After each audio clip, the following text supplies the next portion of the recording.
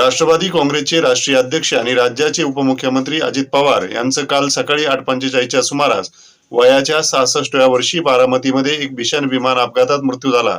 त्यांच्या अकाली निधनामुळे पवार कुटुंबावर दुःखाचा डोंगर कोसळला असून संपूर्ण महाराष्ट्र शोकसागरात बुडाला आहे। त्यानंतर उपमुख्यमंत्री अजित पवार यांच्यावर आज बारामतीमधील विद्याप्रतिष्ठानच्या मैदानावर शासकीय इतमामात अंत्यसंस्कार करण्यात आले।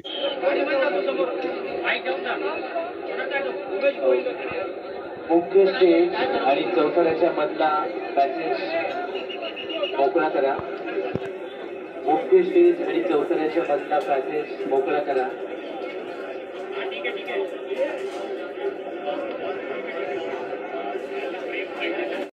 मुलगा पार्थ पवार आणि जय पवार यांनी अंत्यसंस्काराधिक धार्मिक विधी आणि पूजा केली।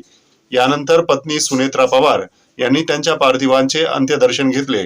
त्यानंतर दोन्ही मुलांनी अजित पवारांना मुखाग्नी दिला। दरम्यान अजित पवारांच्या अंत्यसंस्कारासाठी केंद्रीय गृहमंत्री अमित शहा, केंद्रीय मंत्री नितीन गडकरी, भाजपाचे राष्ट्रीय अध्यक्ष नितीन नवीन, गोव्याचे मुख्यमंत्री प्रमोद सावंत, मुख्यमंत्री देवेंद्र फडणवीस, उपमुख्यमंत्री एकनाथ शिंदे, मनसे अध्यक्ष राज ठाकरे, माजी मुख्यमंत्री सुशीलकुमार शिंदे यांच्यासह दिग्गज नेते उपस्थित होते।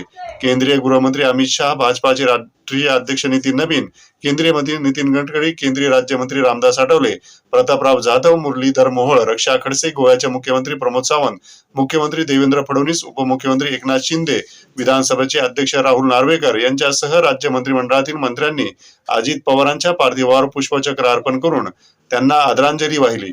अजित पवारांना अखेरचा निरोप देण्यासाठी विद्याप्रतिष्ठानच्या मैदानावर मोठ्या प्रमाणावर जनसमुदाय जमला होता। यावेळी अंत्यसंस्काराची तयारी सुरू असताना परत या अजितदादा परत या, अजितदादा अमर रहे अशा घोषणा कार्यकर्त्यांकडून देण्यात आल्या। बातम्या पाहण्यासाठी भीमप्रहार न्यूज मराठी चॅनेलला सबस्क्राईब करा, व्हिडिओला लाईक आणि शेअर करा।